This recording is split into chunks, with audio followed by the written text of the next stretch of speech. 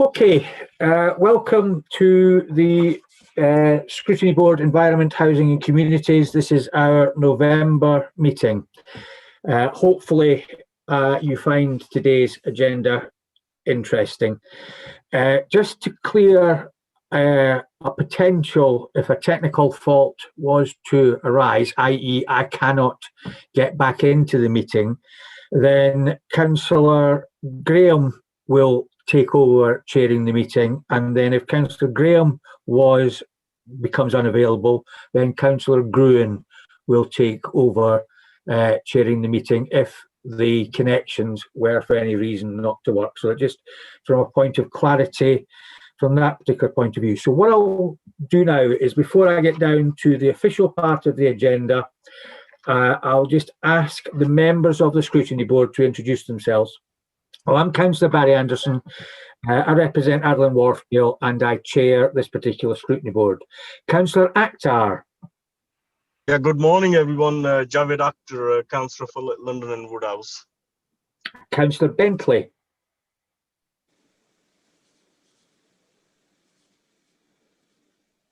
He is there. I can see his picture. He's gone. I'll catch him in a minute. Councillor Blackburn's not in yet. Councillor Brooks. Councillor Kayleigh Brooks, Little London and Woodhouse Ward. Councillor Collins.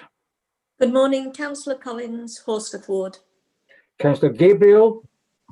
Councillor Angela Gabriel, Beeston and Holbeck Ward. Councillor Graham. Morning, Councillor Pauline Graham, Crossgates and Winmore Ward. Councillor Gruen. Good morning, everybody. It's Councillor Peter Gruen, also Crossgates and Winmore Ward.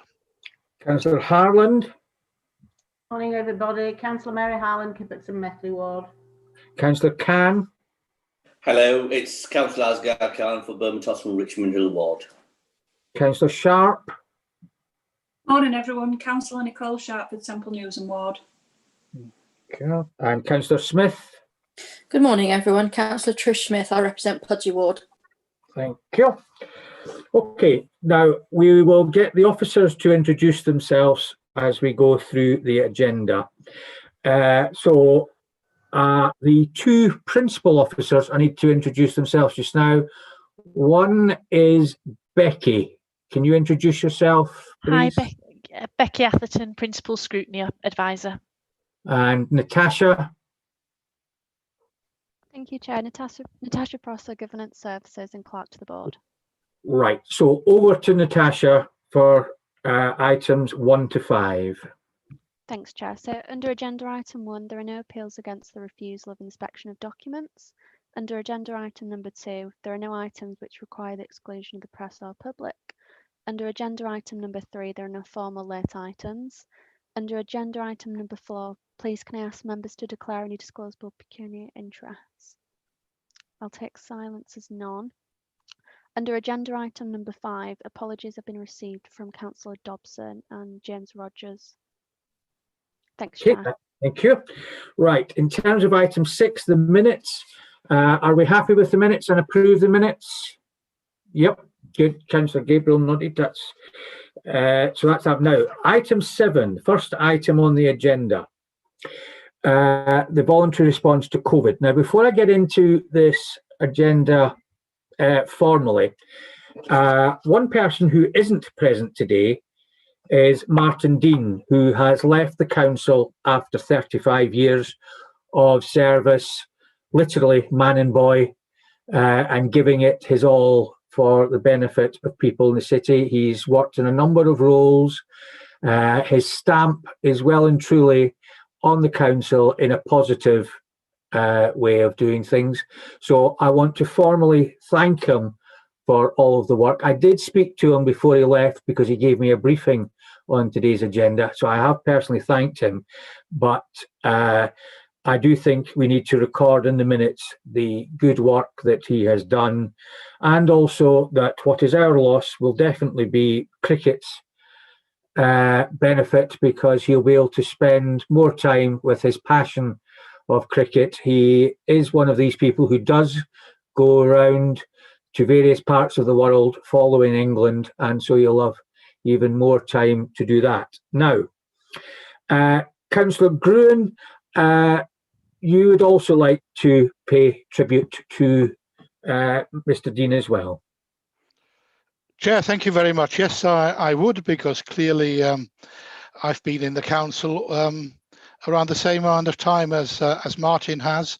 And indeed, when I was exec member for this portfolio, we appointed him to be an area leader. And I was always very grateful to Martin for fitting in council work around his cricketing journeys. But seriously, he loved cricket, but he also loved working for the council. And he was the kind of officer, I think, who was equally proactive and positive, whether it was in a small meeting out in the community or in a much larger meeting in the Civic Hall. I certainly always found his words of wisdom very helpful, and I remember a very positive and engaging person in Martin. Probably like you, I'm very sorry that because of the way the circumstances have fallen, people like Martin have had to leave in a very, very short order. And that's been very difficult for them, and not being able to say properly goodbye to all of us and to acclimatise to their new phase in life. But we should all thank Martin very much for everything he's done. Thank you, Chair. Okay. Councillor Cooper, would you want to add anything at this stage as the exec member? Because you may not have had a public opportunity yet, but you may have. So do you want to say anything? Thanks, Chair. Thank you for giving me the opportunity, actually, just to add my thanks to those of the Scrutiny Board as well.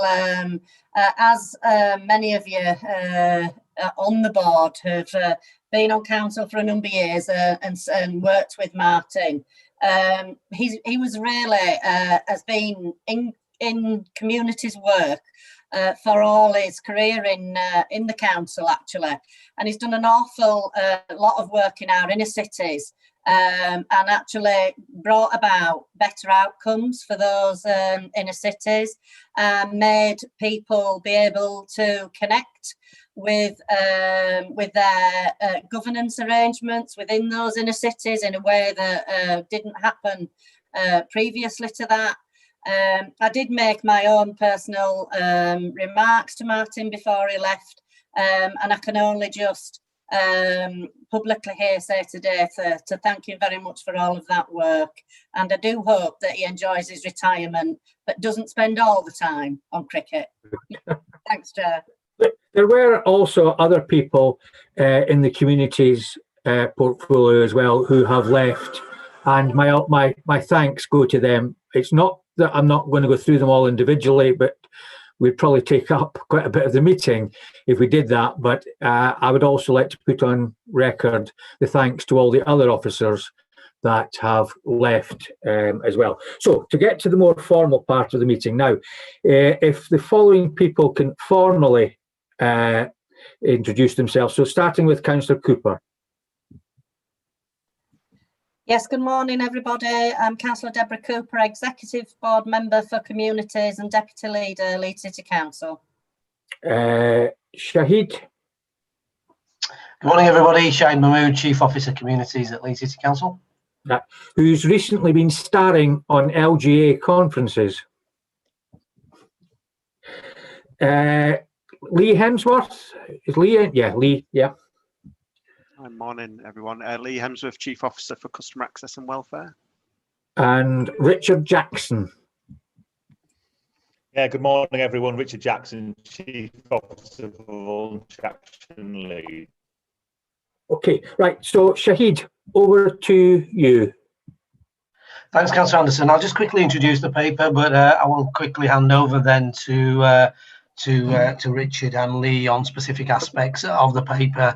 Rather like you, just wanted to pay tribute to my colleague and friend Martin Dean, who was part of my senior management team for 5 years and did a great deal for the benefit of the communities in the city. None of us would have wanted colleagues to leave in the way that they did, but I can reassure you that the following morning after retirement, he was walking around in Roundhay Park enjoying the sunshine and looking a lot less grey than I remember him. So he's certainly enjoying that. In terms of the paper, thank you so much, Councillor Anderson and Scrutiny, for asking for an update on the response to the COVID-19 pandemic as it relates to the volunteering response. You heard back from us back in July, and obviously I asked Martin to front up this particular paper and this and this discussion today, but without him, I trust that I'll make weight. We brought a paper back in July 2020. And you heard from us a range of evidence on the volunteering response, and also directly from a number of people who are actively leading that response in the community, leading the voluntary hubs and contributing to the effort in the city overall. We've worked up a further paper that you've already received, and this particular report updates you on activities in the Leeds area between July and November 2020. So it is bang up to date in terms of the work that we are doing. And there's a range of contributions in the paper, and it's been a paper that's been developed jointly with colleagues at Voluntary Action Leeds, specifically Hannah Bailey, who's been doing a tremendous amount working with Martin Dean on this particular agenda. One of the things that we highlighted at the time and that we've worked on since then is how we might support the community care hubs as we know them to the end of the year. And there was an issue about securing some further funding to the voluntary hubs, and shortly after the Scrutiny Board meeting and with your support, we were able to secure alongside Councillor Cooper some further funding to see the hubs through to the end of the year. But I would say, and I know Richard will echo this comment, that we are relying on a lot of goodwill from the community care hubs, and I am putting a case forward for a more substantial funding package to the authority that will see a greater financial benefit, that will also take into account the full actual costs of that response on the part of the voluntary hubs as we move forward, because clearly we'll be needing their help and support over at least the next 6 months. At which point, Chair, if it's okay with you, I'd like to hand over to Richard, and then following that, Lee, on any aspects of the food work that is linked to the volunteering work. Thank you, Councillor. Yep, that's fine. Thank you, Richard. Thank you very much, Chair. Yeah, so just a few points just to add to the paper in terms of bringing it completely up to date, just to fill out some information. As Shahid has identified, we think that around about 85% of the ongoing demands that hubs are meeting is actually now direct referrals to hubs within the local area. And that's something that we're supporting, because we want to see the hubs we want to see the service become locally led rather than centrally led. So locally led with central support, which is where our ambitions been for a while. We are progressing towards that. But as Shahid has identified, many of the hubs are dipping into their organisational reserves and other funding to support this activity. So a full cost recovery proposal, the work that myself and Shahid have been putting together, I think is much needed to cover the next 6 months. In terms of the overall hubs, they are seeing generally since lockdown started in particular increased demand, but as you would expect, particularly in the inner city wards, and they are reporting, and Lee maybe I'll pick this up, they are reporting that getting access to food is one of those things that's becoming an ongoing challenge for them, or access to a sufficient level of food is an ongoing challenge for them.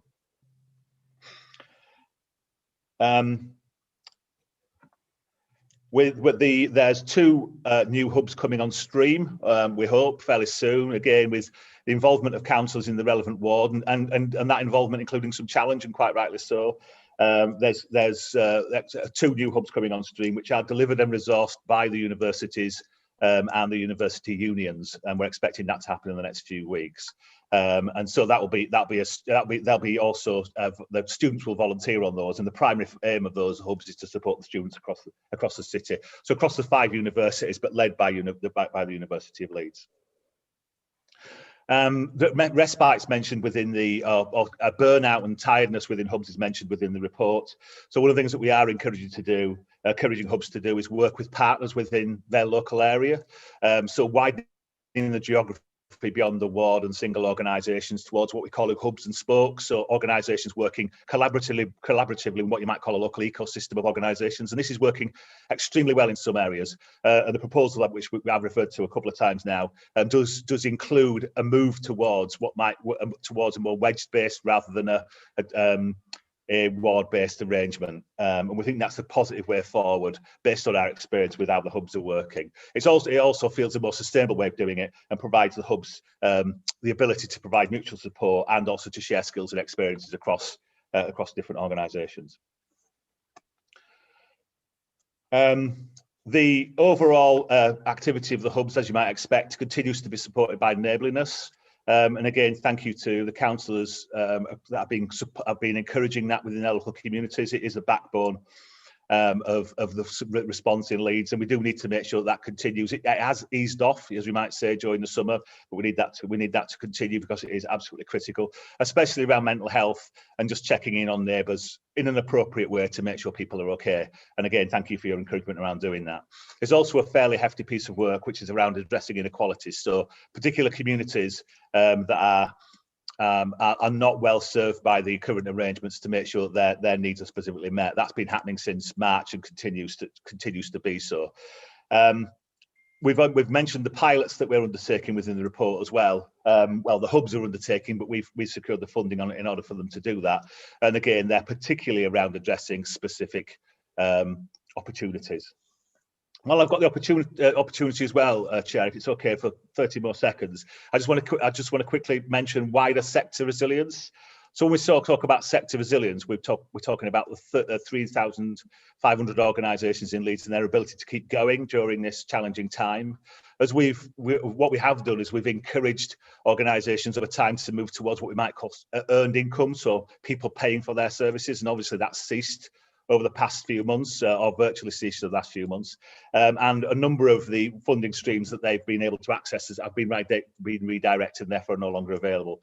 We're currently in the process of carrying out our second survey around sector resilience to just find out where things are. We carried out one in March and things seem pretty grim. We're hoping things have improved since then because the local authority and others have been really proactive in redirecting their funding to make sure that the sector can be sustained. But we want to know what the impact on the system might be.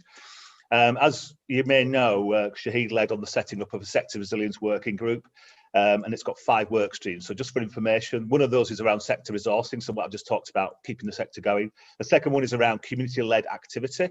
So the stuff again, how do we get the hubs and the local organisations involving members of the community and that going forward. Third one's around volunteering, so the hub-based work plus the other volunteering work within the sector. There's 2 other work streams. One is around climate action and how do we build on and make sure we maintain the wins in terms of the sector's involvement in that we've made since March. So the silver lining on this terrible situation, is that there has been an improvement in air quality, etc. So how do we keep those going and how can the sector be involved? And then a newish one around generous leadership, which is how do we encourage leaders in the city, particularly in the business sector and other sectors, to support smaller organisations in terms of their sustainability and resilience for free, so they're doing it through generosity rather than through it being a paid for service. So that's it from me, Chair. Hopefully that was a useful addition to the report. I'll leave it there if that's all right. Fine. Lee, are you just wanting to go on, or do we want to ask how do you want to play it? Are you wanting just to continue? I'm happy to just follow on the back of that, if that's okay. Yeah. I mean, just to echo what Richard said, obviously the sort of second stage that we are moving towards is a sort of locally led, centrally supported, rather than sort of centrally led approach that we had at the beginning of lockdown back in March. And obviously the sort of infrastructure we put in place to provide support around sort of food and non-food support, the COVID helpline, additional resources into local welfare support, and the food warehouse. Apart from the food warehouse, all of those resources are still in place. Obviously, the COVID helpline is is sort of ported through to LWSS now. So if anybody does ring that number, it's automatically put through to local welfare support, and they get that support through that structure now. Obviously, we have stepped down the warehouse because it certainly during September the demand dropped off significantly for that, and given the approach about locally led, we wanted to provide the support through the community care hubs, and worked with them to link them into Fair Share where they wanted that provision. So we've done that. That enabled us to step off the warehouse, because obviously the staff that was managed by local authority staff who were going back to their day jobs and things like that. So that enabled us to put a more sustainable approach in place. In terms of where we are now, just to echo what Richard said, and recognising the fact that actually we're probably getting, as a council, significantly less contact than the hubs. The LWSS line in the last week has seen a 50% increase in volume. Now the numbers are relatively low. If you think at the height of lockdown, just the COVID helpline alone was getting something like 700 calls, and the LWSS was probably getting about another 300 to 400. In total, covering both lines, last week we were averaging anything between 120 and 170 calls a day, whereas this week it's up to 180 to 240 calls a day. That includes dealing and helping people who are classed as clinically extremely vulnerable as well. So we are seeing an increase. The demand will be increasing on hubs, the community care hubs in that sense. In terms of the issue around food, during lockdown, I think the council, as a council, we probably spent about £100,000 on food into the city, but obviously that was significantly supplemented by the national DEFRA scheme. So DEFRA worked with the food providers and provided more than that into Leeds, more than the 100,000 we put in, and provided that to Fair Share. That DEFRA scheme ended at the end of September, and actually it was put down for local authorities and local places to provide that should the requirement for things like shielding and issues like that be stepped back up again, which they have almost to the full extent with the introduction of the restrictions for CEV people. So there is an issue around food provision. Fair Share have, obviously nationally, Fair Share are negotiating with government to try and get them to increase the food supply from that national process, even though that's been stepped down, and they're working on that and hopeful that they'll get some support at that level. Just to be on the safe side, we have put £50,000 on account for Fair Share to procure food, should that be required. We've used funding that we've got via DEFRA in the summer to provide that, so that's on there to do and for them to use should it be required. What we are doing certainly through local welfare support is we are promoting alternative provision. So we've introduced, there was a DEFRA run scheme that provides priority slots to supermarkets for shopping. So we've introduced that, and that provides something about 3,000 supermarket slots for us, and we can help people access them and actually get them booked in for people. So that's something that we're doing. Obviously, we continue with the paid vouchers to the community care hubs. All of these things, obviously, to try and reduce the demand on actual food. But clearly, that is an issue that we still need to pick up on as a city and get more food supply in. Just going back to volumes and things like that, even though there's been a significant increase, the sort of LWSS, just so you know, that's coping really well in terms of demand. We've got there's 10 face-to-face library community hub staff who are now on that line as well, because obviously with us having to close down. So we're happy with how things are going there, but obviously we're going to monitor it, and we can put more resource in should that be required. But it is increasing, it is going up, but we're managing at the moment, and we're working with FareShare to try and get more food supply into the city. Okay, thank you very much. Right, now a number of people have indicated that they would like to ask a question, and they'll be done in this order. Got Councillor Gabriel, Councillor Brooks, Councillor Gruen, Councillor Can, and then Councillor Graham. So that's the ones I'm aware of. So Councillor Gabriel. Oh, hello. My question, I think, is to Lee.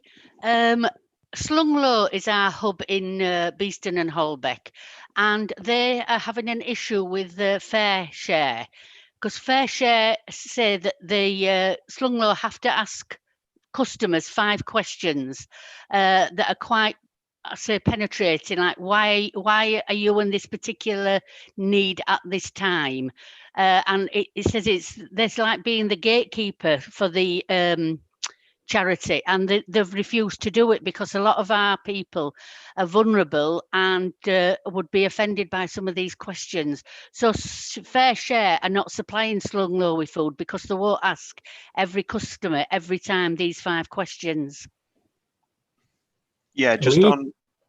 Yeah, no, that's fine. The reason we ask, and it's not, I mean, it's us, that it's the council that have asked FareShare to ask those questions. The reason being is that part of the issue about lobbying to get more food into the city is we can't just provide numbers. We have to provide a rationale and a reason as to why people are struggling. So part of the ask, and we ask this of all the hubs, so that it gives us the information that's needed to raise issues nationally about why we need more food supply and what are the issues that people are dealing with. It's a difficult one because we need, that's the sort of intelligence that we need to make the case.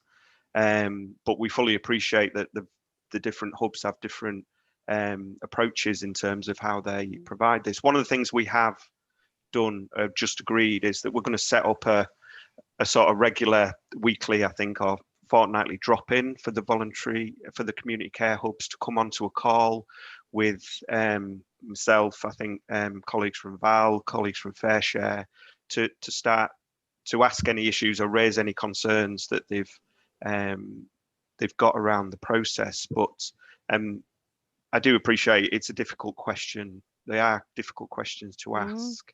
But the reason we ask them is so that we can get the intelligence to be able to make the case nationally around the food supply. Because we can give them numbers, but that just doesn't stack up in that sense. Could you not frame the questions a better way? Because apparently I only know one of the questions, but apparently they are quite intrusive.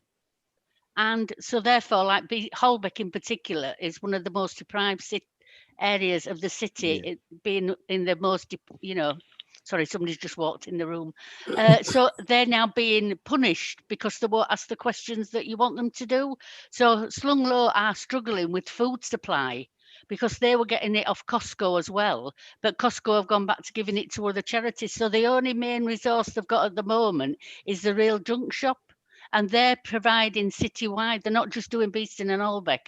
They are one of the walking places that is supplying the whole city. So could I ask you to reconsider the sort of questions you're asking? Yeah, we can certainly look at them. Could you send me the list of the questions, or so we all know what it is and how you plan to change it? Yeah. Okay. Anyway, Councillor Cooper wanted to come in on this particular point. So Councillor Cooper. Yeah, thank you, Chair. And I'm really concerned to hear, actually, that one of the most vulnerable and needy areas in the city is having difficulty accessing food supply. So I'm more than happy to take that away, Councillor Gabriel, and deal with it in an appropriate way and come back to you, and also to let Scrutiny know. But one of the things maybe that we might need to look at is Lee's really right that we need to know the reasons why people perhaps need food, but maybe that's been used as eligibility criteria as opposed to information gathering, and that's certainly not what the volunteer and care hubs are about. The volunteer and care hubs are about delivering, resources to people who are in need at that point, there and then. So what we don't want to do is to see, any gaps in the service like there definitely seems to be with Slunglow. So I'll pick that up as a matter of urgency and deal with it and come back to your chair. While I'm on, if I could just say, I did want to come in at the end of the officers actually, just to say that when we took this report to executive board, part of the, not just around the care hubs and the COVID response, but around the locality working and how we've developed and progressed that over a number of years, and we've managed to do that in partnership, I have to say, with you, Chair, and your board and the various members that have been on that board. And I really stressed that point when we took this report to executive board. So I just want to officially thank you, Chair, and all your members for all the work that you've done around this agenda on locality working, because it's really made a difference. And it just shows how scrutiny works at its best, when you can influence policy and drive change in the authority. And that certainly worked in this respect. So thank you all. Thank you very much for those comments. Councillor Brooks, on a similar issue. Yeah, similar issue. I think as a sort of preamble to my question, I'm going to just say all of the hubs entered into what was sort of presented to them as a partnership working situation at the beginning of the pandemic, and like all of the organisations had their own ways of working and their own reasons for working in those ways. So for example, in Little London and Woodhouse Ward, we've got Rainbow Junction, who are doing the food hub side of things, and they never, their thing is that they never turn anyone away. That's just how they operate. They've always operated like that. And I know that there's been a lot of frustration from volunteers and staff that the council want them to act as gatekeepers. So that's my little preamble. I think my question is basically about the LWSS line. So I've received feedback that there still may be issues with residents not being referred over to Rainbow Junction. So this was raised, I think, probably about a month, 6 weeks ago, with officers from, it was raised by Rainbow Junction to officers. And I've heard feedback that people are still not being referred over to Rainbow Junction. So I'd just like to check that everything's going smoothly with LWSS and that people who are calling are able to access or are being told that Rainbow Junction exists. Lee? Yeah, I can come in on that one. Yeah, I'm aware of the conversations that went on. I think they were about 4 weeks ago, weren't they, in terms of that area, and we looked into that. Part of the problem with that, as you can appreciate, we've put significant new resource onto LWSS. I mean, the team over the past sort of 2 months has almost doubled in size, so we've had to use that. So there were issues early doors, which I think Councillor Brooks has alluded to, in terms of certainly some of the new members of staff probably seeing it more as just a process rather than listening to the actual calls and dealing with them. So we've did some work on that, and what we've put in place, or what we've always had in place, is a contact for all the voluntary hubs to go to, a single point of contact to raise any issues that they have. with them. So if they believe there are people who LWS have turned away, they need to come into contact. They need to use that single point of contact and raise that issue and that name, and we will investigate into it and look into what decisions have been taken and why, and then obviously rectify it if we're wrong, because you know, in a number of cases the decision will be wrong. So that's the process that we've got in place. We are relying on getting that information through where the community care hubs feel that we haven't treated a case appropriately, and that's why we put that single point of contact in for those issues to be, and those cases to be raised. So I would encourage members to use that all that information is available if we can recirculate that single point of contact and the contact details for that. But yeah, we don't get everything right. Certainly the LWSS, when we first ramped up the resource, we had an issue, but that was effectively a training issue. We've done that now, and I've said certainly the last few days looking at the issues that have been coming through in terms of LWSS from the community care hubs. They're more technical in nature. They're things about access to systems like SharePoint and things like that, rather than specific cases. So I would just ask that where you do become aware of specific cases where you feel LWSS haven't been fair in their assessment, to let us know, and we can look into it. You want to come back in again, Councillor Brooks? Yeah, I suppose that this comes back into the partnership working stuff. So Rainbow Junction have access to food that has been donated by the community, directly by the community, has been donated via Tesco Express. Now, I don't think it's right that members of the community who are calling for help are then not being told that there is food available for them if they need it, especially when the community is working so hard to gather that food and raise donations. So if anyone calls from, you know, around like my ward or the Headingley and Hyde Park ward, it like those sort of postcodes need to be flagged up as you can just go to Rainbow Junction. Okay. Yeah. Okay. No, that's a fair point, and I'll take that away and pick that up in terms of you know, making sure that the CSOs who answer the call are able to pass that information on as well. Okay, that's fine. Thank you. Thank you. Right, Councillor Gruen. Chair, thank you very much. I've got a general observation, really. It seems to Scrutiny Board, I think, that a fantastic voluntary effort has gone into all of this work for many months.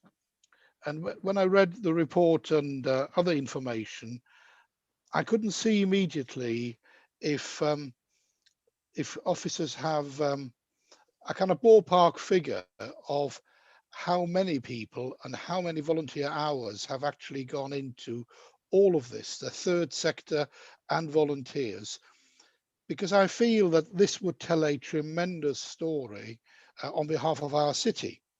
And I think Scrutiny Board, from our early discussion, really wants to pay tribute and be able to do it against some kind of metric, if that's available, to say just what a fabulous effort has been expended. And I wonder if officers can help with that. Richard, have you got that information? Yeah, Richard. Yeah, unfortunately, not entirely specifically. What I can say is that 9,200 people came forward to volunteer through the hubs. And of those, about 6,000 people went through the induction and deployment process. Some of those went into the hubs, but also some went into the wider third sector. We've done a number of different surveys across the wider sector, because obviously it's not just the hubs that are involved in the COVID-19 response. And in terms of the responses we've got, which is not from all third sector organisations, we know that over 20,000 volunteers were actually involved in responding to COVID through third sector organisations. In relation to the hubs, at the peak, we think that was about 2,200 volunteers that were working through the 27 hubs within Leeds. So, as you say, Councillor Gruen, an incredible response from the local community at a time of need. And one of the things that we want to do going forward is, through the new infrastructures, maintain that involvement and interest. And because those issues, those inequality issues and poverty and everything else that we continue to talk about, and I know it's a subject that yourselves talk about and are concerned about on an ongoing basis, those things are still there and still present. So we do need to make sure those volunteers continue to engage with that, and we're working hard on it. But thank you for the point. And we have sent out thank you on behalf of the system to the volunteers, and continue to do that. But what we can do is add the thanks from this group into that when next time we communicate, if that's helpful. Okay, right, Councillor Cooper. Sorry, just unmuting, Chair. Thank you. And just to add really to what Richard said, I know that he has played a vital part in all of this as well, Richard, so thank you for that. But let's not forget, you know, that there were many of our council officers who gave up their time as well, who were working in the food depot. Over 64,000 parcels of food went out from that food depot. You know, I could reel stats off to you about what we did as a local authority in response to the COVID pandemic at the time. And I know that many of you, and indeed Councillor Gruen in your ward, Councillor Pauline Graham, really stood up, and she's been the one who has supported the hubs in Crossgates and Winmore, and many other councillors across the city have done the same, you know. So and councillors took this on as an extra role, you know, going over and above as well. So the many people that needed to be recognised, who have really come to the fore and done what's been needed over this pandemic. But I have to say that going into the winter, I do have some concerns about the ability to maintain that, you know, and especially for people who are living on their own and not going to see anybody, can't see anybody, the long winter nights, the large fuel bills, because they've got to stay at home more than they would ever do. So I think we just, you know, we need to remember what we've done, and really give thanks and understand what we have done along with our partners in the city and the volunteers. But let's not forget what lay ahead in front of us that we still need to shape and deliver. Thank you. Councillor Khan.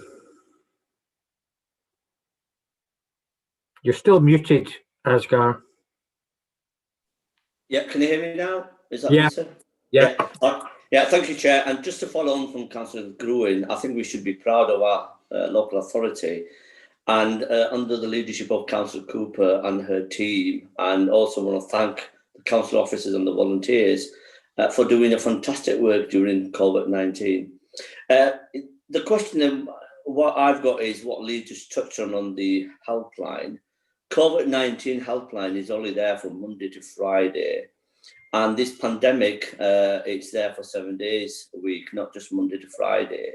If somebody wants that service on the weekend, we've been promoting this Leeds City Council helpline number, and there's nobody there to answer on Saturday or Sunday. Recently, I only found out recently because my colleague, Councillor Ron Graham, somebody got in touch with him on the weekend, and he was trying to get hold of that service. And then he phoned me up, and luckily we had the contact for our local authority, locality managers and officers. We got in touch with them, and then he went out and he bought some food for that gentleman, and he delivered and left it on the doorstep. And on Sunday, a third sector organisation through the locality manager, food was delivered. Can I just ask, is that service just Monday to Friday, or is it on the weekend as well, if somebody wants that help. Lee? As it stands at the moment, LWSS is just a weekday, Monday to Friday service. I mean, it is something we can look at. Obviously, we had weekend working at the beginning of lockdown. I suppose we'd need to make sure if we were to do the helpline that the volunteer hubs, and that I suppose that's an issue because we don't have, whereas before we had direct deliveries through the warehouse of food, we don't have that now. It is done through the community care hub, so we would need to pick that up. We can certainly take it away and look at it then. Okay. Right, Councillor Graham, then Councillor Smith.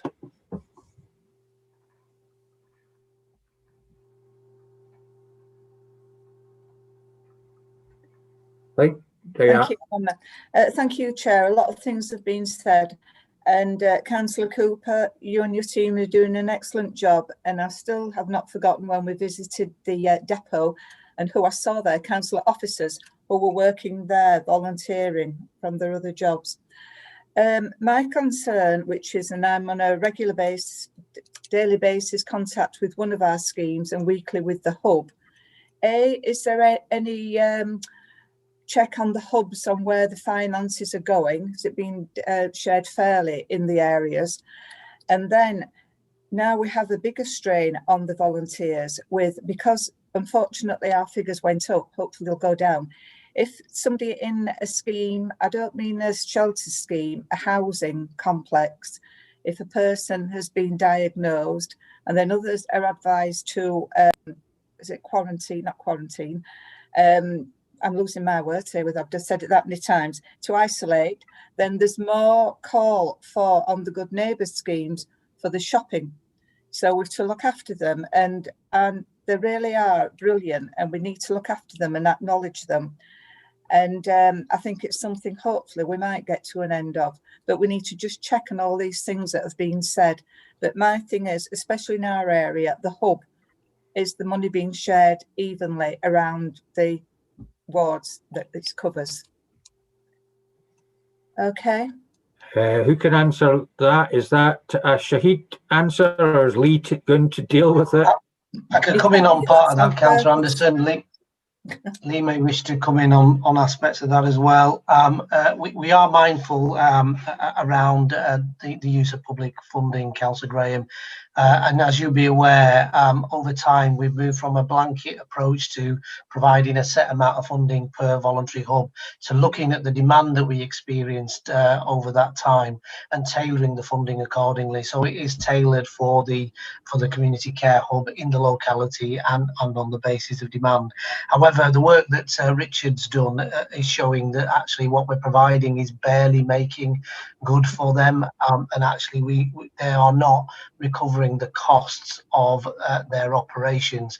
So looking forward, we're working on a model with Voluntary Action Leeds to provide funding on a full cost recovery basis, so they're not robbing Peter to pay Paul, dipping into their reserves to make good for feeding people, etc. So yes, we do checks and balances, but what we have seen is that what we're providing is barely the minimum, and really we need to do more around that. So as I said, we're doing a piece of work. I will bring that forward in the next week or two. Okay, thank you. Lee, do you want to come in? No, Chair, I think Shahid's You're fine. covered Good. that. Okay, Councillor Graham, want to come back? Oh, sorry, yes, I would, Chair, because you kept me to last on purpose because I waved first as usual. Thank you, everybody. No, actually, to explain that what we actually had in the pre-meeting, these people who had come before you had actually asked their questions in the pre-meeting. That was how I got the list. So yes, you were first to wave. Anyway, Mr. Jackson. Yeah, thank you, Chair. Just a couple of points if I may. So what we have in Leeds is we have an incredible infrastructure around neighbourhood networks which support the over 60s, which are the people who are particularly affected by certainly by shielding, because large numbers of them are clinically extremely vulnerable. But what the what the local authority has done is they've allowed neighbourhood networks to reshape their funding in order to meet need within local communities, and that continues to work. And we're obviously working very closely with neighbourhood networks. Some of them are hubs and some of them aren't, so some are outside that structure. And it's those that are outside that structure of commissioned work that are particularly challenged around resourcing at this moment in time. In terms of the resource that goes to the hubs, as Shahid says, it has been done on a priority needs basis in terms of where the demand is, but there is recognition that we do need to try to get some additional resource into them. And alongside local authority funding, we're supporting and encouraging hubs to bid for example, lottery funding and other streams of funding as well to try to supplement that. Thank you. Councillor Smith. Thank you, Chair. So firstly, thank you very much for the report. I thank everybody who's been involved in this humongous effort. It was obviously all very last minute. We've all had to think on our feet and we've all had to work very long and very hard hours. So my appreciation goes to absolutely everybody who's done anything. I welcome the lottery funding that we've received, and all the other bits and pieces that are ongoing. My particular question now is, could we have a list of all the different hubs circulated, please, with contact details? I know in my own ward, we're receiving calls from, well, as far away as Kirkstall, to be honest, saying that they don't know where they can get their help in those wards. So if we had a list circulated, then we could direct them back to their own wards, and perhaps that might be an easier way for them. They've got a local contact. So if that could be arranged, that would be welcomed. Thank you. Lee, Shahid's nodding, so presumably. Yeah, happy to sort that out, provide an update. I know we have distributed lists, Councillor Anderson, previously, but it is timely just to review that and update it, and particularly with a couple of other hubs coming on stream to help support the students. It's important that you get an up-to-date list. So I'll sort that out outside this meeting. Thank you. I've got Councillor Cooper, then Councillor Gabriel. Yeah, thank you, Chair. I just wanted to respond in addition to the others who responded to Councillor Graham as well, actually, when she was talking about people who are isolating in their houses and how can they get some help. Well, just to add to what the voluntary care hubs are doing, if they are in Leeds City Council accommodation, of course, housing are also doing welfare checks on their tenants. And that's happening at quite a rate, I've got to say, and especially those who are more elderly and living on their own, or more vulnerable and living on their own, are being checked as a priority through each of the housing officers in that area as well. And any help or support or guidance they might need, they will be either directly help or at least signposted to where they can get that support. So just in addition to that, Chair. Thank you. Councillor Gabriel? Mine was just a comment to Trish. Community Committee Chairs Forum, we were given a list of all the hubs and the details from Liz Jarman, which I shared with my community committee members, so that there is a list out there. I know Shahid said there's more being added, so it should be an easy task to do, just to update that list. Yeah, brilliant. Thank you. Councillor Graham, were you indicating you wanted to come again, or were you just moving your hand? Chair, stop picking on me. I was just waving to Councillor Cooper to acknowledge her response. Thank you. That's right. It's not that easy chairing meetings, because you've got so many icons over and you're trying to run your eye over everybody to see who's indicating to you. So any movement gets picked on. So sit still in the class. So being serious about it though, now can I thank Shahid, Lee and Richard for coming along today to presenting to us. I'm not going to set a date for the next update because we don't really know how long, well, if you listen, okay, the current lockdown is meant to finish at the beginning of December, but that we don't know whether or not we're going to go into tier 3 or tier 2 or any other tier beneath that. So we don't know so it would be better to leave you alone to get on with the hard work of making sure that our residents are covered, rather than having to prepare reports for us. Because the other thing as well that Shahid's got to do is try and fill the vacancies that have now been created in his area as a result of people leaving. And so there will be good things and bad things coming from that particular move. So we'll leave him alone on that one. So Shahid, Lee and Richard, thank you very much for your time. And I'll now move on to agenda item 8.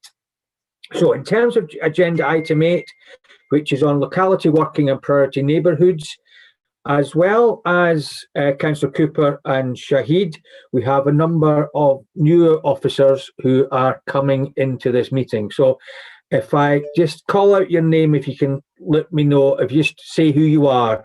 So Alison, where are you? You're there. You've not got your... Alison? Hi, Yep, I'm you're here. there. Sorry about that. Hi, I'm Alison Sustakovsky. I'm one of the locality programme managers in the communities team. If you can put your video on, Yes, so that when we're apologies. asking questions, people can see you. Yeah. Right, now, Stuart Byrne. Hi, Councillor Anderson. I'm Stuart Byrne. I'm another of the locality programme managers with responsibility for New Wortley and Seacroft. Tajinder.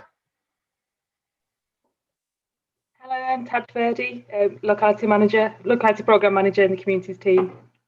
Rachel. Hi, Councillor Anderson, Scrutiny. My name is Rachel Marshall. I'm one of the locality managers in the communities team.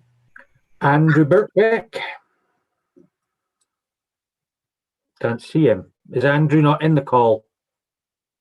No, it doesn't appear to be. Okay, Jane Patterson. I've seen Jane.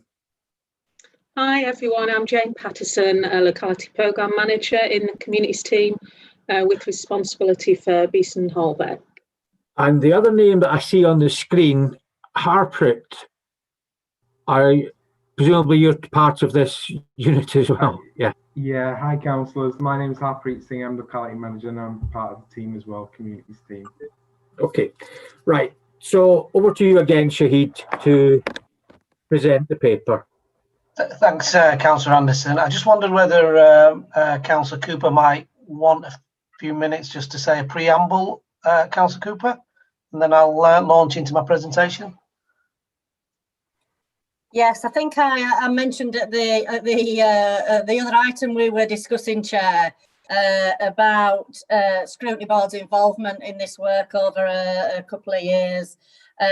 So just again to thank you as Chair and all your members over that time who have influenced and helped shape this work going forward.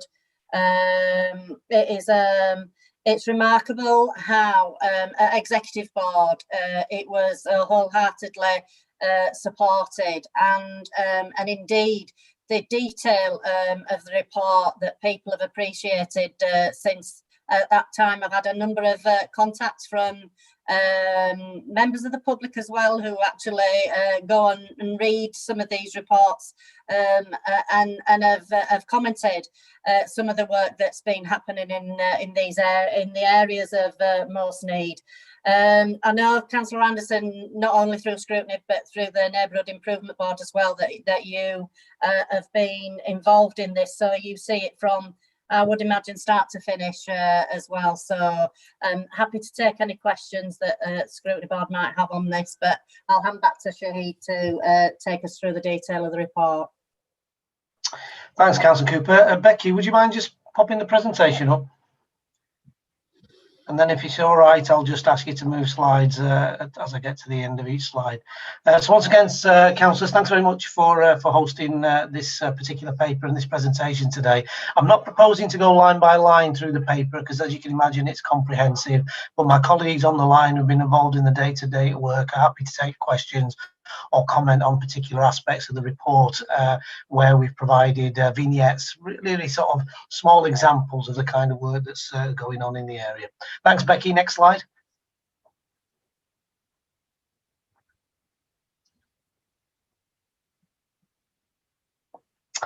So I'll just talk you through, and just by way of a reminder, councillors,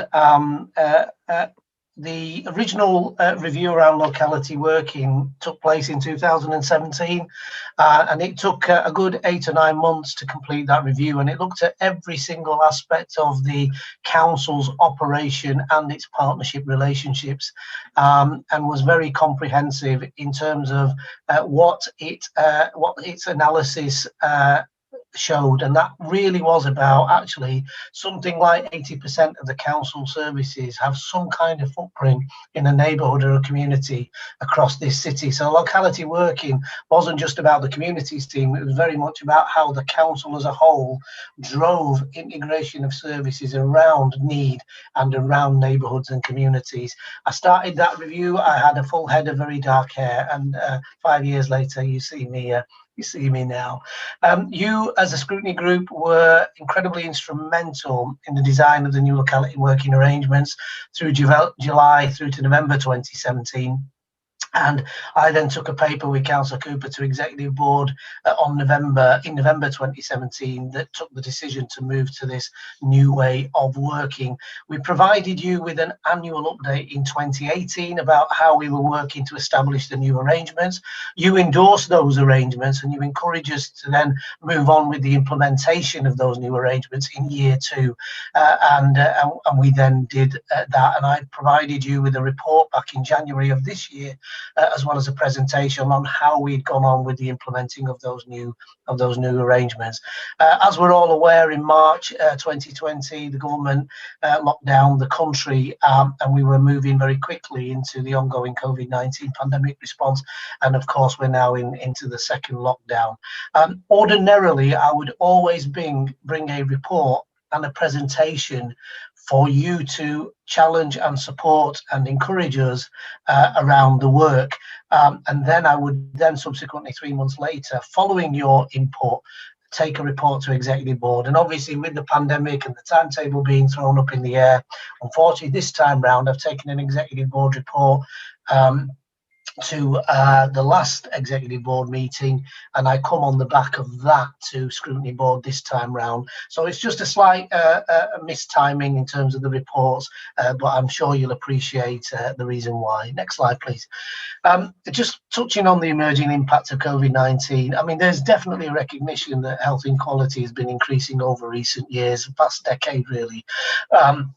And what the virus is really doing is kind of exacerbating those inequalities in the city, broadening and deepening them. And we are definitely seeing a much more disproportionate or differential impact on inequality as a consequence of COVID-19, particularly on our communities of interest. And I'll come back to those in a short while.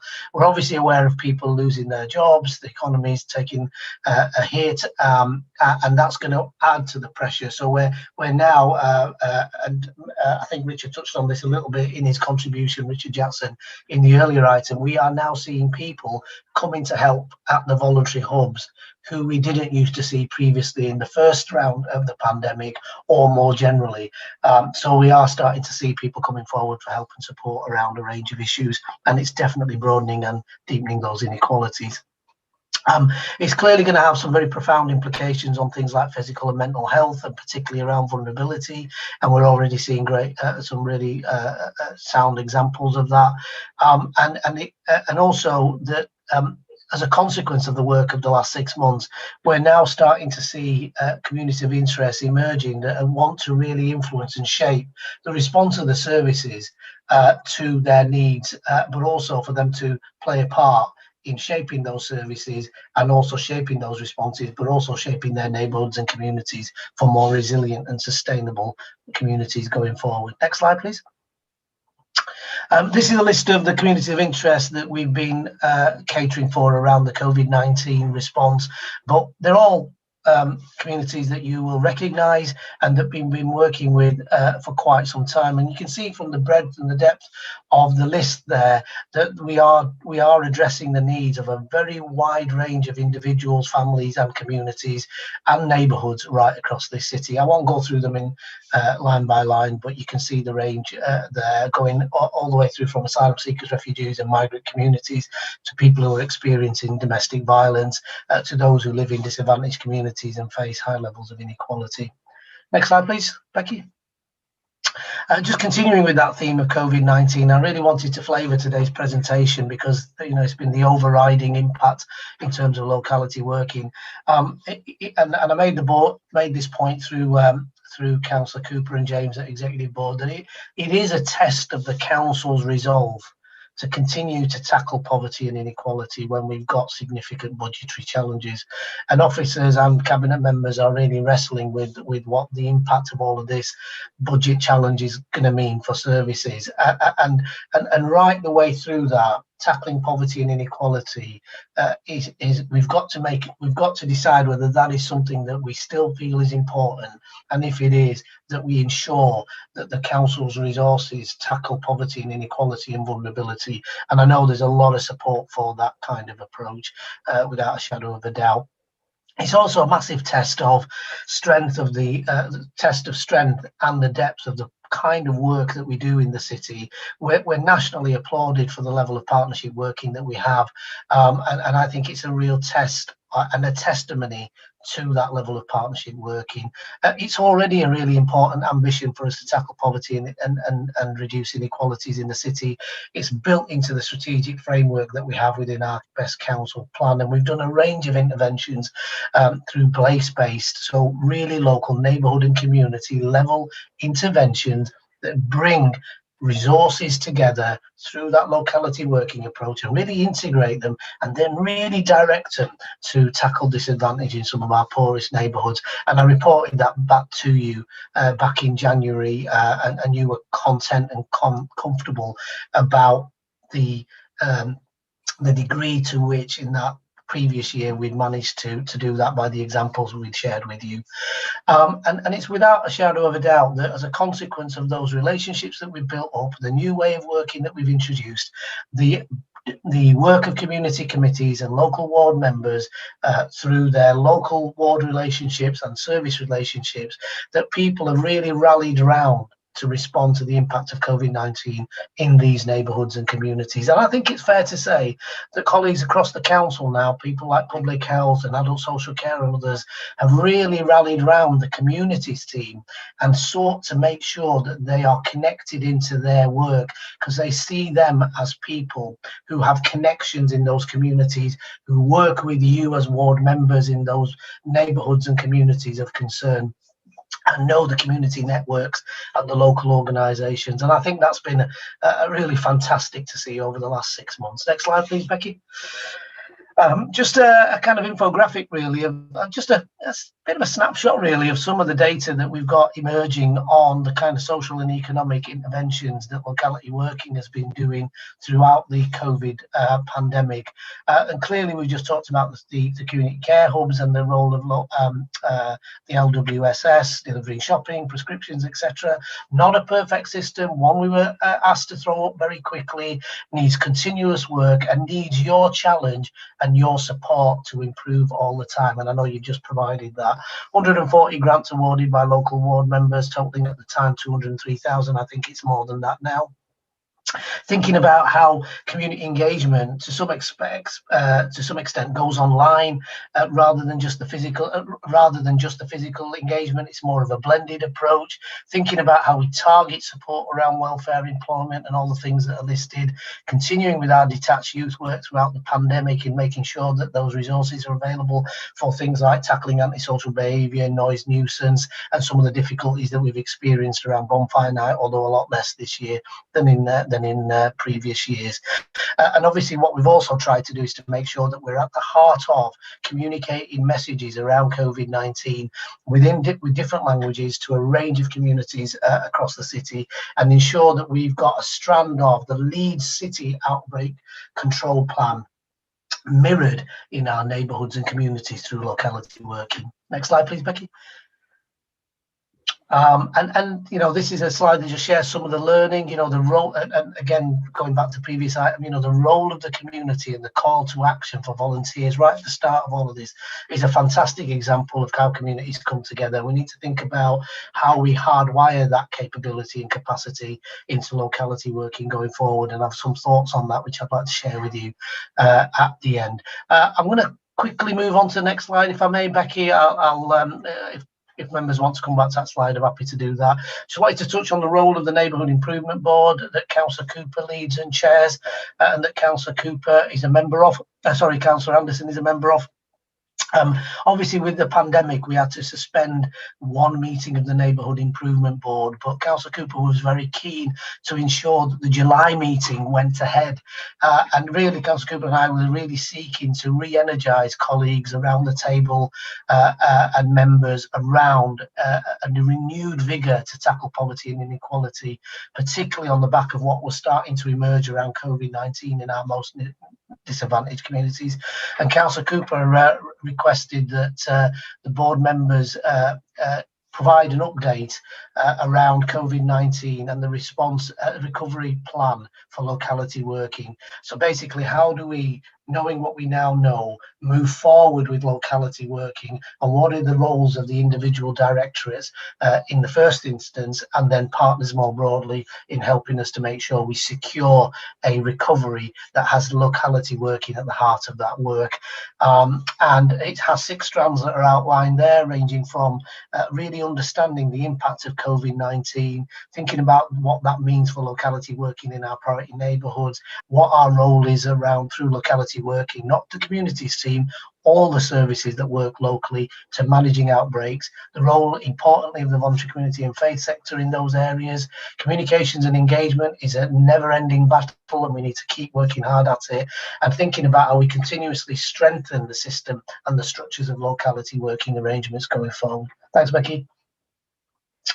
A final couple of slides, Chair, before I hand over back to you to manage the rest of the meeting.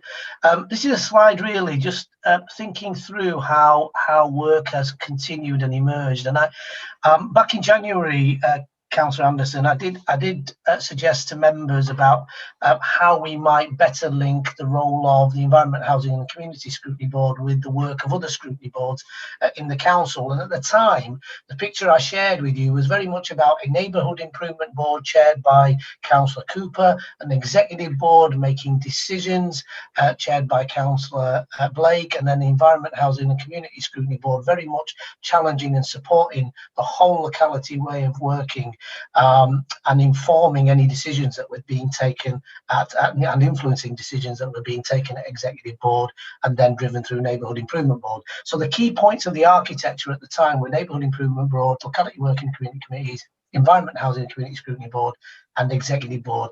And I've introduced in this slide the remainder of those scrutiny boards because I think they are fundamental now to how we take work forward around locality working across the organisation, and it's potentially timely to be doing that in the new year. Next slide, please, Becky. So in terms of next steps, and then just linking it back to that jigsaw slide, I really do feel as the chief officer responsible for this work that we've really laid some very important foundations. We've done a hell of a lot of work at local level, and we've learned a lot that we need to do better. So it's not all great. We've still got more work to do, but we'll get there. I'm absolutely convinced of that. We do need to go broader, we do need to go deeper, and we've also got to be mindful and conscious of the budget challenge of the council and the implications of COVID-19 pandemic. However, I do think that the challenge for us now and the support that we need working with Councillor Cooper and yourselves is how we might use what we've learned and what we might build on to help us with organisational development. How is the council designed and configured in terms of its services and how they work together And there is then, as a consequence of that, an opportunity, which I'd really welcome your thoughts on, about how this scrutiny board works with other scrutiny boards to really shape that organisational development and design over the coming months. Particularly, you know, we're losing a number of people through early retirement and early leavers initiative, etc. It's going to have a profound impact on the resources that are available across the council. And we're really mindful that we've lost some very experienced colleagues in that time. So how do we think about what can we do to help reshape the organisation and design it so that the work of locality working continues and is built on and develops going forward? We've clearly got a mixed range of accountability mechanisms across the city. There's local care partnerships, there's clusters of schools and services, and I'm sure there's a plethora of other things I could have listed. But their interrelationship around your wards and your neighbourhoods and communities is absolutely crucial. And is there a way of working with scrutiny boards to ensure that we're interrelating and working better together around that neighbourhood, around that community, across those accountability arrangements? And then finally, I was talking earlier on about the capability and capacity through the volunteering effort in the city that's come through. And that really does mean that we've got a fantastic opportunity to think through how all that capability and capacity on a voluntary level works with the council and its partner agencies to really support and develop neighbourhoods and communities through an asset-based community development approach. And I'm sure members will be familiar with that terminology. And we're already piloting or pathfinding a range of activity in the city around asset-based community development, which is seeking to explore what that might feel like and look like. Obviously, some of that's been delayed by COVID-19, but it is something that I do think is fundamental to locality working going forward. And I know a number of members feel like that too, and have raised this with me separately as well. Councillor Anderson, I hope that's not too whistle stop, but just felt it was important just to layer onto the report that you've already got some of the kind of opportunities that you have as a scrutiny board, working with myself, James, and my colleagues on the call, and Councillor Cooper, to really think about how we get to the next phase of development around locality working. Yep. So that's fine. As far as the work with other scrutiny boards concerned, my recollection was that Councillor Cooper and I had put in a meeting which was meant to take place, I think, around about April or May last year, but because of COVID, it was actually postponed. There was something in the diary, so the two of us were trying to drive that particular one forward.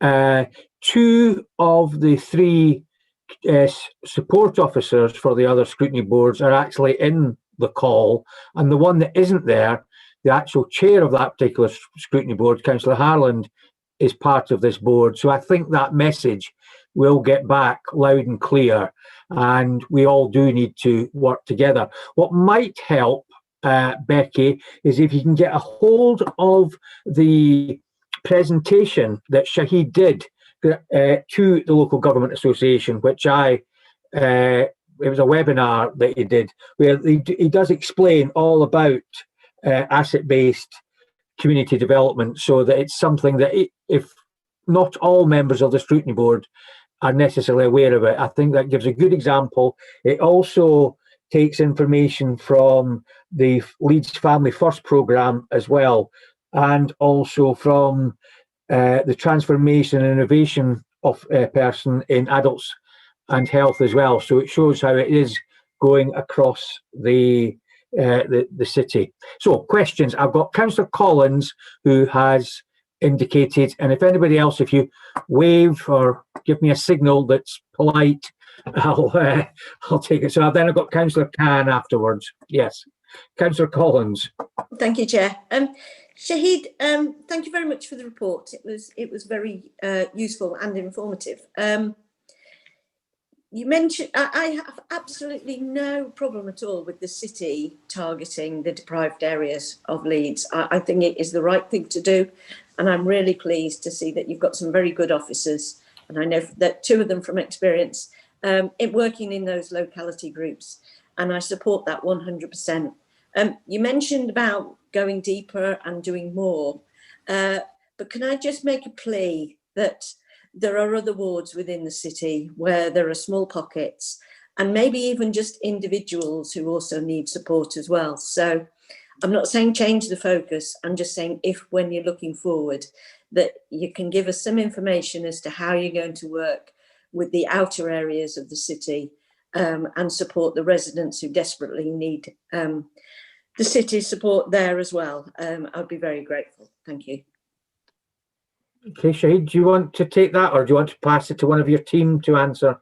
I'm happy to take it, but Councillor Cooper may wish to comment on aspects of that. I mean, we're acutely aware, Councillor Anderson and Councillor Collins, of the pockets of deprivation that we do have in our outer areas, and obviously within the resources that we have available, we do try and help wherever we can. I would welcome coming back to you in a future report, having given some consideration about how we might move forward with this agenda as a whole, about how we might tackle that going forward. So welcome the challenge, but also welcome the support if I bring something back to share with you in future.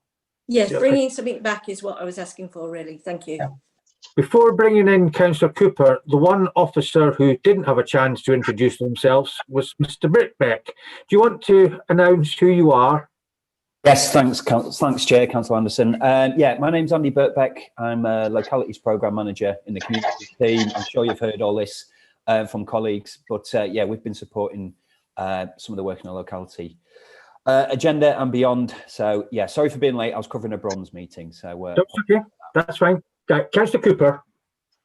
Yeah, thanks, Chair, for allowing me to come in to just respond to Councillor Collins' point, actually. And I think just to add to what Shahid said, throughout the progress of locality working, what we found is where we've learned where things work well in the inner cities, we've shared that throughout the city, so to all localities. So that includes Councillor Collins, yours as well. So for instance, where we did a directory of local services, you know, that happened in one of the priority neighbourhoods, the locality officers shared that information out with their local councillors, you know, and so if they want to follow up on those issues. So where we've got good practice, where we found things worked, you know, on a lighter touch level, we're passing that out to all of the localities as well. So there is some benefit from this to all areas, but we are still prioritising those in most need. But I recognise the point you make about pockets of deprivation in other areas that we need to look at as well. Okay, Councillor Khan. Thank you, Chair, and can I thank Shahid for an excellent report, Shahid, and you know, thank you. Chair, it's a comment. There's no question because there's two locality areas that are in my ward that represent Bermondsey and Richmond Hill with my two other colleagues, and I just want to say, you know, about 3 years ago, those areas, i.e. Knowles or Lincoln Green, was most deprived areas in the city of Leeds. And there were people, you know, the perception of people was to leave the area, go somewhere else. And it was, I wouldn't call it a no-go area, but it was very, very difficult and challenging those areas. Since the locality working has come into those areas and the perception of those residents have changed massively, when we walk up and down before the COVID-19, local residents were approaching us and they were really appreciating the work, excellent work's been taking place. And I think there were a lot of services going into those areas before, but they were not joined up. The partnership working wasn't there. Now with this locality, we can learn the good practices. The partnership is working fantastically. And those officers, and you know, I want to appreciate Ian Kenning and Andrew Baybeck and Alison as well, who've been a fantastic officers on those areas. And they have been keeping our ward members updated. And the most important thing is, those locality areas, the champions from the community committees have taken up the roles and they've been really involved. And that's what we've been echoing through Councillor Cooper. And thank you, Councillor Cooper, for taking that initiative and telling those officers so the champions for those community committees can be involved in those areas. And, you know, I just want to say thank you, and the area are looking much better. As Shahid said, we haven't done, it's not 100%, but we're on the right track. And I think we want to make sure we're going to improve those areas. And just want to say thank you from the bottom of my heart as well. Any other elected member get any questions? If not, what I'm going to do, and they didn't know I was going to do this, so what I'm now going to go through is all of the officers who are present, and you can use the same discipline as us councillors have got to try and do.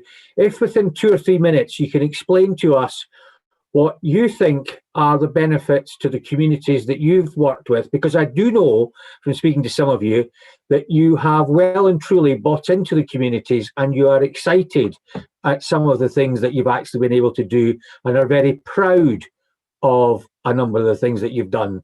So prior warning, so you can get some thoughts. So Alison, what's your 2 or 3 minute take on what you think the benefits of this have been? Thank you. Yes, I think, well, when we started a lot of the work in these priority neighbourhoods, speaking for myself and the area that I work in, and that's the Cliftons and Knowles, you know, we found that there was very little community engagement, very little community infrastructure, and some really significant problems in terms of hate crime and antisocial behaviour, along with you know, many other challenges. And if we're thinking about the benefits from a community's sort of side of things, fast forward, you know, what is now nearly 2 years since that, we have a much stronger community infrastructure in that area. Those residents are much more informed and engaged in that work. We have Bermontoft's and Richmond Hill community group, which stemmed from the Knowles. We have the Knowles community group in place. They have a social media presence, but they have a very local presence.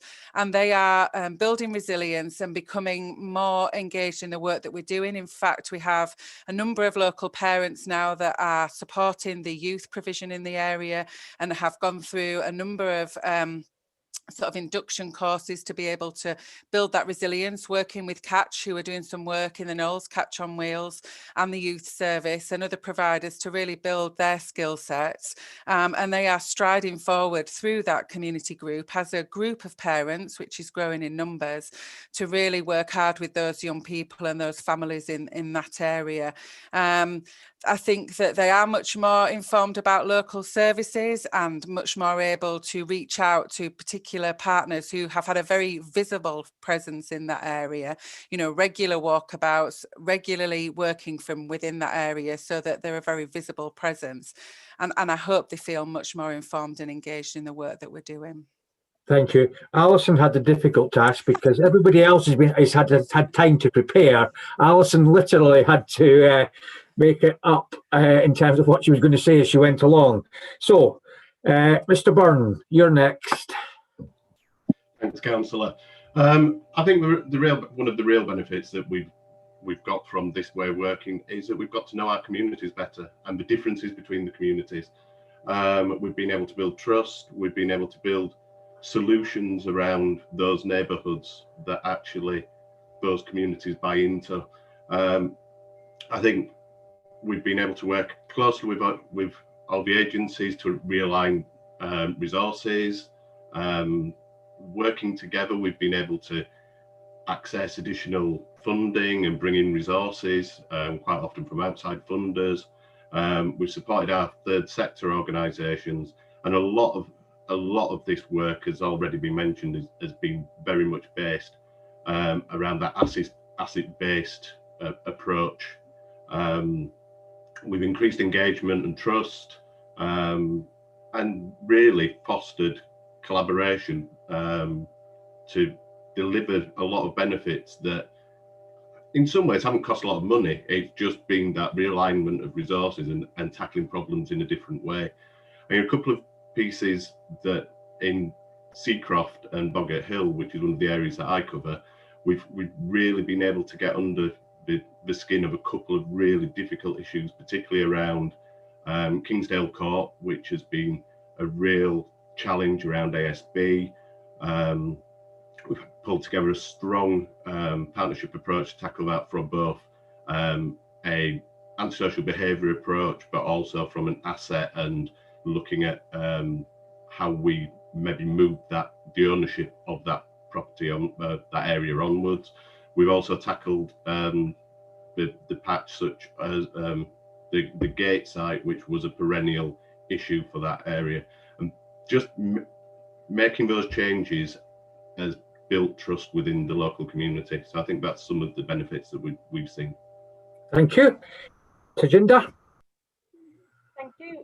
Just mirroring what colleagues have said, understanding the real issues that communities face, I think that's been one of the real benefits of this way of working. One of the really positive things I cover Beeston Hill. One of the really positive things is understanding how they use their area. We had a lot of issues around lack of green space. It's a very built up area, a lot of rat running, a lot of antisocial behaviour. And what we've been able to do is work with the community to get them to own some of their spaces, working around some of the green spaces around the pocket parks, work set groups up so they own that park. And actually what that's done is benefited the council, because we've been able to access external funding that we could only do if we had community groups supporting us, which we wouldn't have been able to do as a council. So that's been really, really positive. The other thing I did used to do is, and Jane's going to cover that, I did used to cover Holbeck. And one of the really positive things we've been able to do there is challenge some of our bigger institutions such as Leeds United that work in the area, and we're not putting as much back into the area, and we've been able to have them conversations and show them how they can work with their community more and what they need to do to reach out to the community. So some really positive conversations we've been able to have there. Thank you. Thank you. Thank you. Rachel?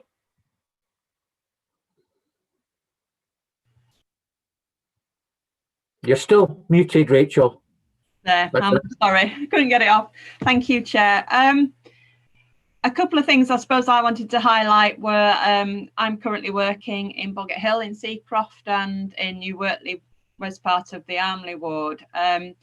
Some of the learning that's come out of COVID, I think that it's given some of the partners that we've worked with some new opportunities around partnership working, and I think that's been really key over the last 6 months. Even we've seen changes. So New Wortley Community Centre have now been able to employ through some extra COVID funding that they've accessed to employ a mental health support worker and a communities of interest worker who will support them going forward in working deeply into the community and accessing communities that they've not really engaged with, particularly in the past, but recognise there is a need to do that, but have lacked really the resources to be able to take that forward. So I think it's been learning throughout COVID, the opportunities that have come through being closed and not being able to operate as normal. And I think my admiration for the kind of organisations that we've worked with, the flexibility that they've been able to employ, not only to do the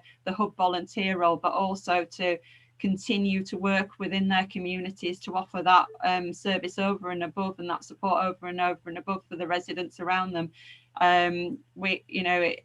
I acknowledge day after day, and they constantly surprise me with their innovation and compassion that they have for their residents. In Boggett Hill, we've got particular issues around children and young people, which is mirrored along some of the other priority neighbourhoods. And what we've done there is form a partnership, working not only with services within the council, such as LASBAT team, housing, etc., but also community partners who work really closely with the families and know the individual children to come together to look at what support is in place for those families. And also sort of, again, alongside enforcement to look at kind of a holistic approach to how we deal with antisocial behaviour on our estates. Thank you. Next on my list is Andrew Birkbeck. Thanks, Chair.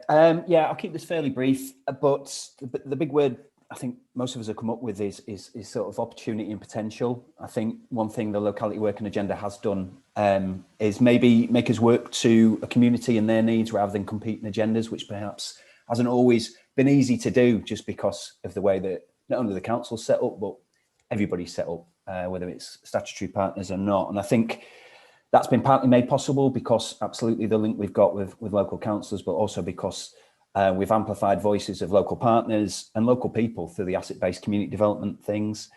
I think through that and through identifying local need, we've managed to bring in big players, not, you know, locally in Lincoln Green, the LTHT, the hospital is getting involved hands-on, helping create job creation schemes and looking again this next round at what more it can do, but also the council, we're looking at ourselves internally and thinking, how can we do better? And I think longer term, in Lincoln Green at least, and beyond, we're looking at how we can invest smartly in our priority neighbourhoods to just unleash a bit of that potential.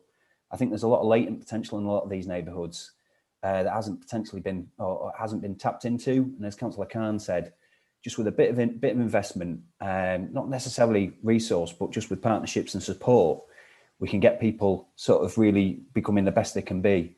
I know that's going to be difficult post-COVID, but I think one thing I will say is that we've really laid the groundwork for that with the locality working agenda, and I think we're definitely here to stay. So we'll take the lessons learned, but also we'll keep going as well. So that would be my input. Thank you. Jane? Hi, everyone. My take on this, having come into working in Holbeck just over 12 months ago, is that there's just some fantastic community organisations in the area doing some really, really great work with communities that are facing incredible challenges as well. And it is difficult, and it's difficult for those organisations, and any support that we're able to give them is very much welcomed, I think. In terms of some of the initiatives that are in the area, though, you've all heard in the past about the community hub, which was based in the recreations, which unfortunately has had to close because of COVID, but it's been doing some fantastic work when it was there, supporting individuals, because that's the hard bit sometimes, just getting to those individuals in the communities.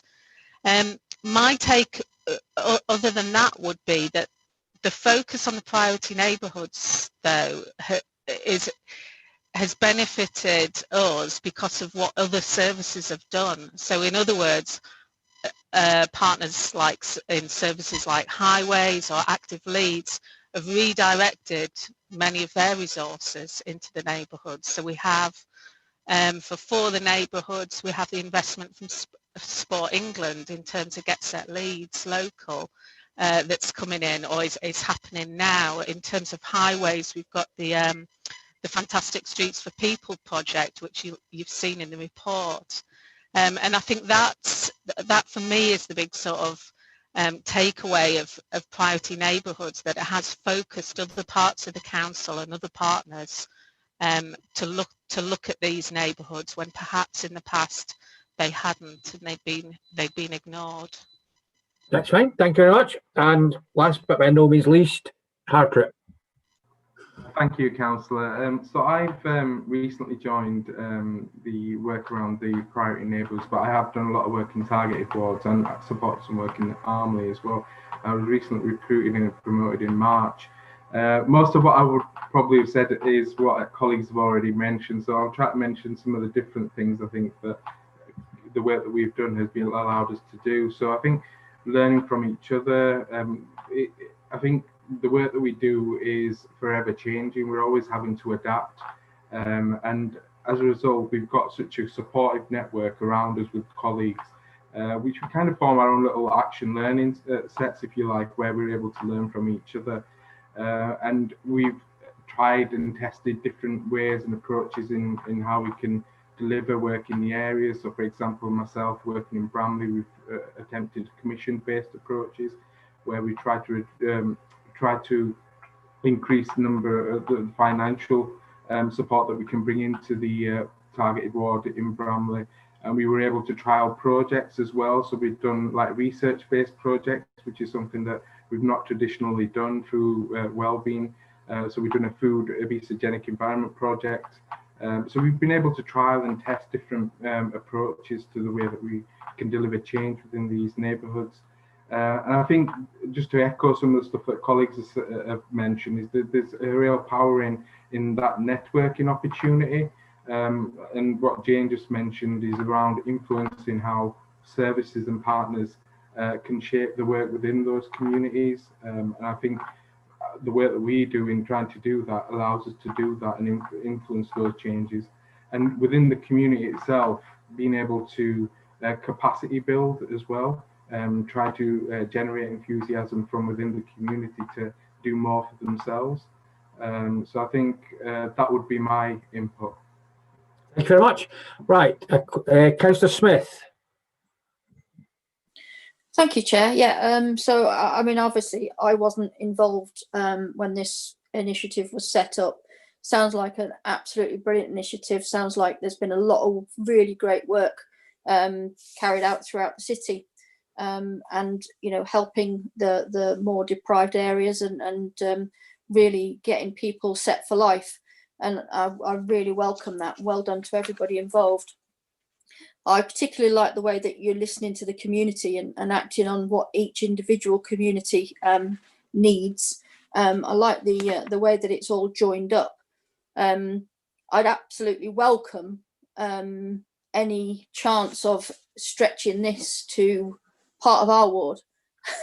So please do get in touch if you feel that at any point you are able to help us in the area of Swinnow. Thank you. Thank you. Right, so hopefully we've got a really good flavour of all of the work that has been done, the good work that's been done, and how, in a way, some communities now feel that they're actually being recognised. That's been, I think, one of the major things that I've got from the Neighbourhood Improvement Board, is that some communities now accept that they are part of the greater Leeds and that everybody, we are putting effort in. And it's because of people like you that we've got where we are, because they've not had much time today. When you speak to the individual officers, they are usually very, very effusive in all the good work that's being done by their community. And yes, they have been maybe the prime people behind it, but they are all very proud of the work that's been done and how they've engaged with people and got some parts of the community that maybe never ever voiced their views before and gave any help and are now participating. So thank you to Shahid and your team for everything that you've done. Thank you and we'll get a further update report where probably middle next year, and we'll pass this on to the successor board.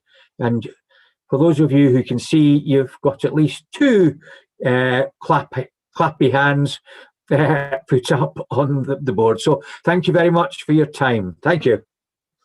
Right. Becky, we've got in terms of the work schedule, that's as set out. The next meeting we've got is on the 16th of November, which is to discuss the budget proposals that are coming forward in September and October, and the November Exec Board as well.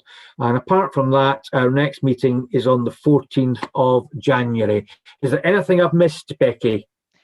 No, Chair. The only thing to note is that the time of the meeting on Monday will probably just go back 15 minutes with the end time staying as it is. So there might just be a change coming through on the invitation later on today. And the reason for that is that when we've looked at the proposals that are coming forward under Neil Evans's portfolio, it's not as extensive as you would have thought at this stage. That's not to say that housing are not going to go through a lot of change. It's just so that we can try and manage the time a bit better.